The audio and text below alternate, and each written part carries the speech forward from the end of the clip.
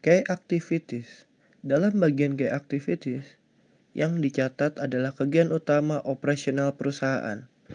Misalnya untuk kedai kopi, penggiling kopi, pembuatan kopi, kegiatan R&D, hingga kegiatan promosi perharinya. Bagian ini membantu manajemen untuk mengidentifikasi proses yang penting dan menyisihkannya dari proses yang dirasa kurang penting dan bisa lebih diefektifkan. 2. Key partners. Key partners adalah bagian dalam pemetaan di mana perusahaan mendaftar siapa saja stakeholder yang berkaitan langsung dengan operasi perusahaan. Contohnya, supplier, desainer, agensi marketing, konsultan, dan lain-lain. Kedai kopi tentu tidak mampu menghandle seluruh key activities-nya sendirian. Karena itu, kedai kopi menggandeng supplier, agensi, dan mitra yang mampu memberikan benefit bagi kedai kopi untuk dapat menjalankan operasionalnya dengan lebih baik.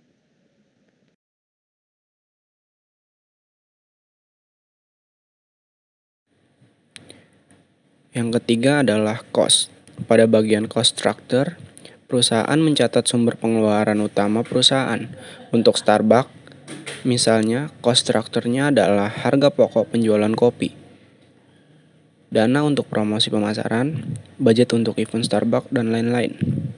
Yang keempat adalah key researchers. Dalam bagian ini, perusahaan mencatat sumber daya apa saja yang diperlukan oleh perusahaan untuk dapat menjalankan operasi key activities. Perlu dicatat bahwa pada bagian ini, sumber daya yang dimaksud adalah sumber daya yang menjadi milik perusahaan dan bukan milik mitra perusahaan. Dalam pencatatan key researchers, manajemen perlu mengidentifikasi bukan saja kekayaan perusahaan secara fisik, namun juga secara abstrak seperti hak kekayaan intelektual, brand equity, dan lain-lain.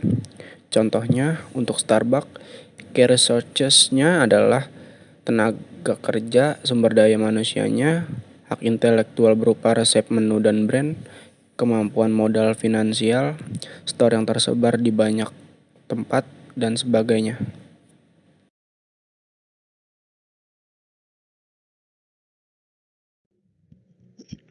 Yang kelima, value proposition.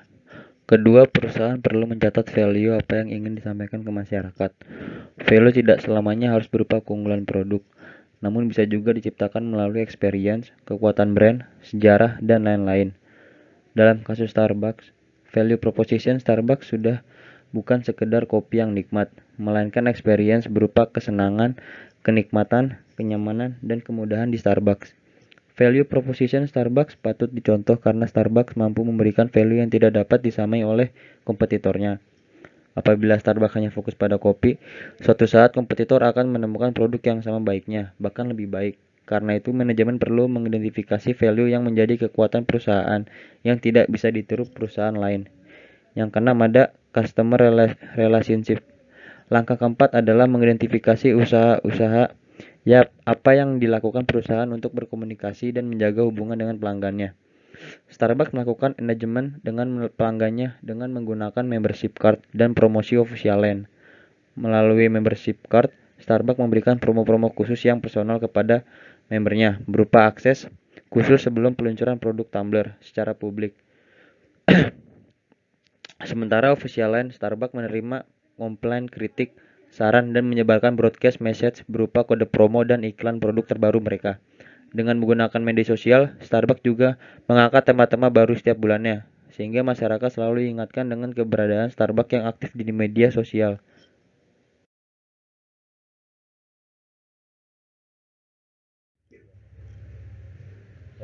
Channel adalah bagian pemetaan di mana value diantarkan kepada kelompok pelanggan dalam bagian ini. Perusahaan mendaftarkan bentuk-bentuk medium apa saja yang dimiliki perusahaan. Dalam kasus Starbucks, proses pengantarkan value dilakukan di physical store Starbucks yang tersebar di seluruh Indonesia. Selain physical store, Starbucks juga memiliki website, media sosial, dan program kolaborasi dengan Gojek.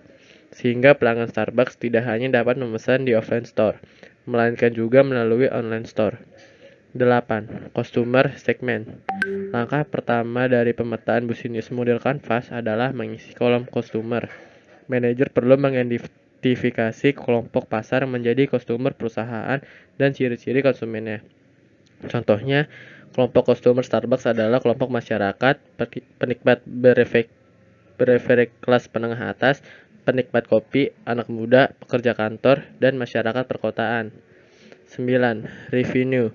Bagian revenue stream adalah bagian di mana manajemen mencatat dari mana saja sumber pemasukan perusahaan. Untuk kasus Starbucks, penjualan tidak hanya terbatas pada produk kopi saja, melainkan juga produk bakery, bubuk kopi, tumbler, dan aktivasi membership card. Intinya, pada bagian revenue stream, sumber-sumber pemasukan perusahaan dicatat seluruhnya.